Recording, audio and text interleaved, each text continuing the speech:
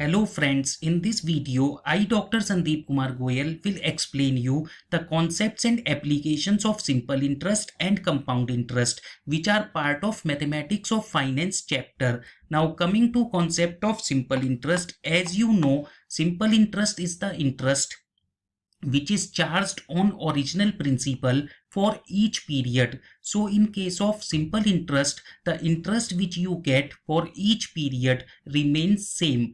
Now the formula for computation of simple interest is I equals to PRT, where I is simple interest in rupees, P is principal in rupees, R is rate of interest, and T is time in years. When you use simple interest, you can also find out sum or amount denoted by S, where S is equal to P plus I. When you put I is equal to PRT here, you get S is equal to P into 1 plus RT. So this is the formula for finding sum or amount using simple interest. Now let us take an example. Find the simple interest and amount on rupees 5,000 for 3 years at 4% interest per annum. Here in this example, you are given P equals to 5,000, R is 4%, means 4 divided by 100, that comes to 0.04. So you use R is equal to 0.04 and T is equal to 3. Now you can compute simple interest using I equals to PRT. So I is equal to 5,000 into 0.04 into 3. That comes to rupees 600. Now you can find out amount by using S is equal to P plus I. So S is equal to 5,000 plus 600. That comes to rupees 5,600. Now let us take another example.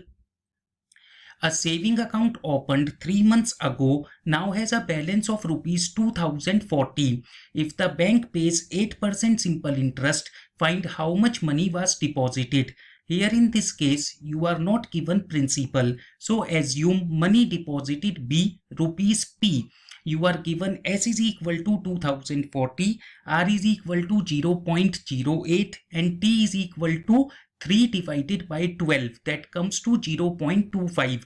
The time period is given as 3 months, which is converted into year by dividing it by 12. So T is equal to 3 by 12 here. Now you can compute P using S is equal to P into 1 plus RT. So you have 2040 is equal to P into 1 plus 0.08 into 0.25. When you solve this equation further, you get P is equal to rupees 2000. Now coming to the concept of compound interest. Compound interest is the interest which is charged on original principal plus accumulated interest. In case of compound interest, the interest which you get period after period keeps on increasing because there is interest on principal as well as on interest.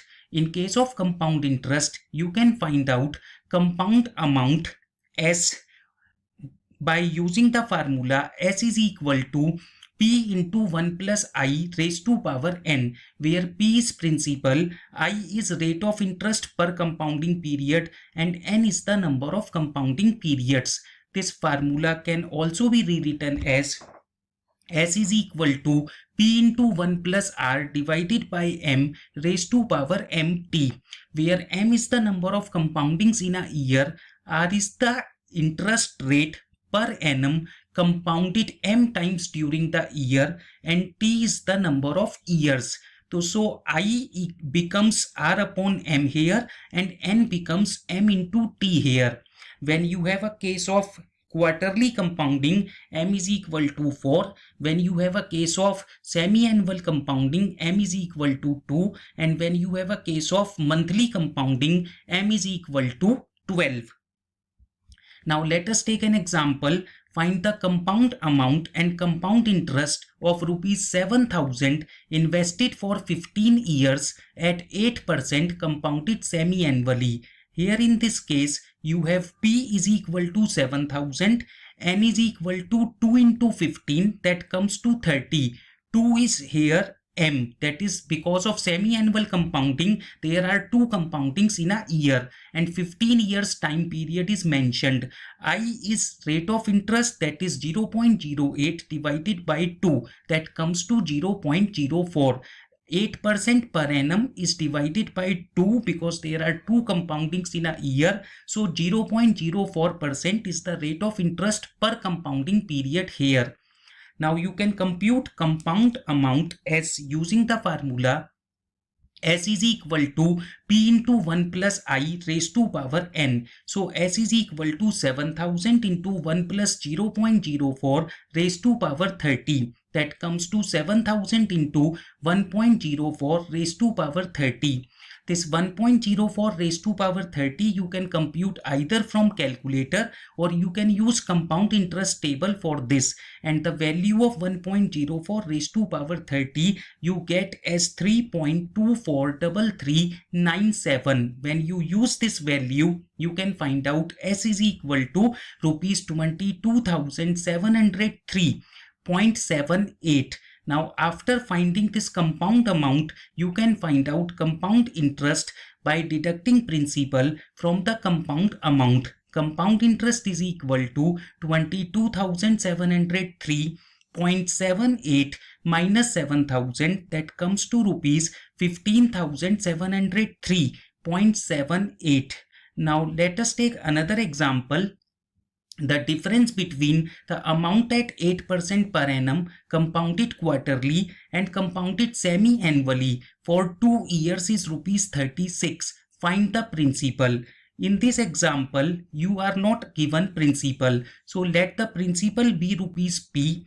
You can compute the amount of principal P at the end of 2 years at the rate of 8% per annum compounded quarterly as P into 1 plus 0.08 divided by 4 raised to power 4 into 2. When you solve it further, you get P into 1.1716.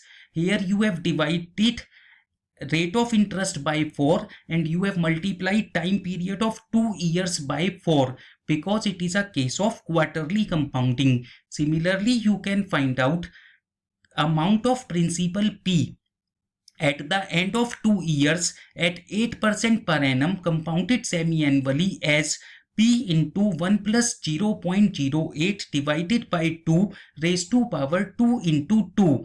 That comes to P into 1.1698. Now according to question, P into 1.1716 minus P into 1.1698 is equal to 36. When you solve this equation further, you get P is equal to rupees 20,000. Now coming to the case when the interest is compounded continuously. Continuous compounding means there are infinite number of compoundings in a year. In this case, you can find out compound amount S by the formula S is equal to P into e raised to power RT, where R is the rate of interest compounded continuously and T is the time period in years. Let us take an example. A person deposits rupees 5,000 in a bank which pays an interest of 11% per annum compounded continuously. How much amount will be in his account after 10 years? Here in this example, you have P is equal to 5,000, R is equal to 0.11 and T is equal to 10. Now you can compute compound amount S using the formula S is equal to P into e raised to power RT.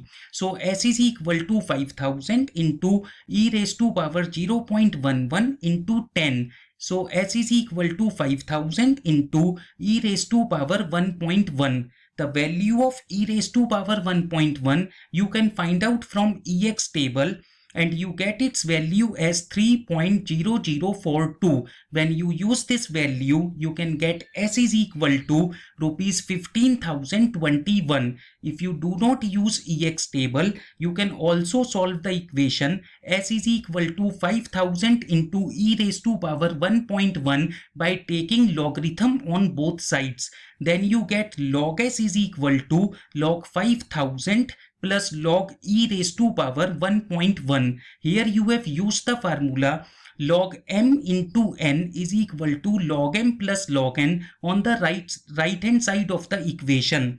Now this equation further becomes log s is equal to log 5000 plus 1.1 into log e. Here you have used the formula log m raised to power n is equal to n log m.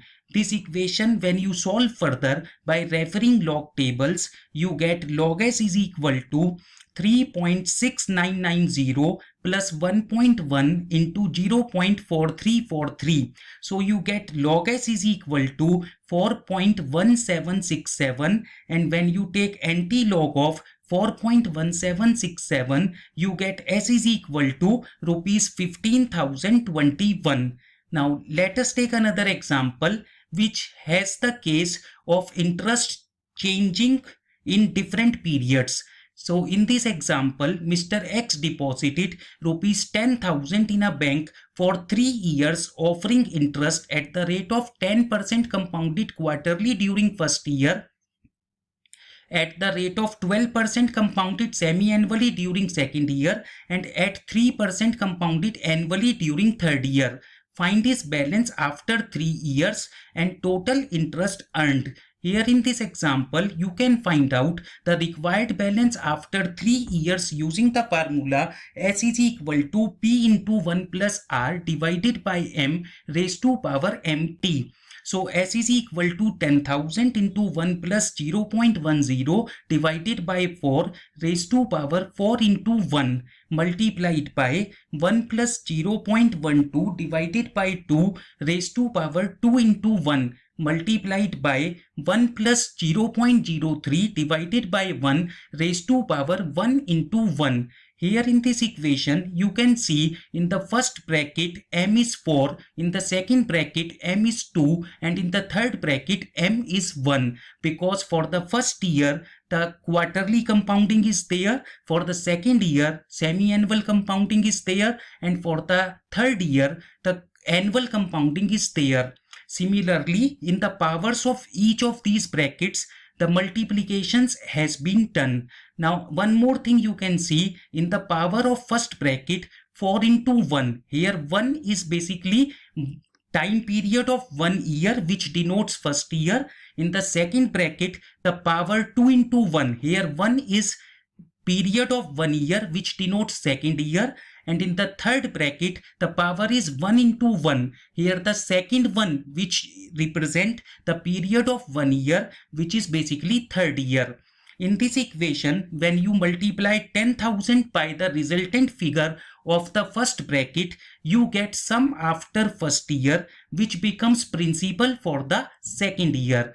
When you multiply 10,000 by the resulting figures of first two brackets, then you get sum after second year that becomes principal for the third year. And when you completely solve this equation, you get S is equal to rupees 12,774.36. That is sum after 3 years.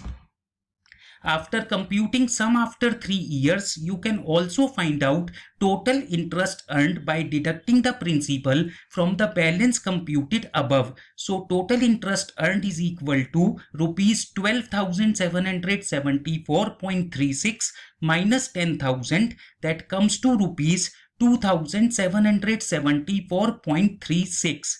Now after this video, I think you must have understood the concept of simple interest, compound interest and their applications. In order to understand more topics on the chapter Mathematics of Finance, please continue to watch my other videos. Thank you.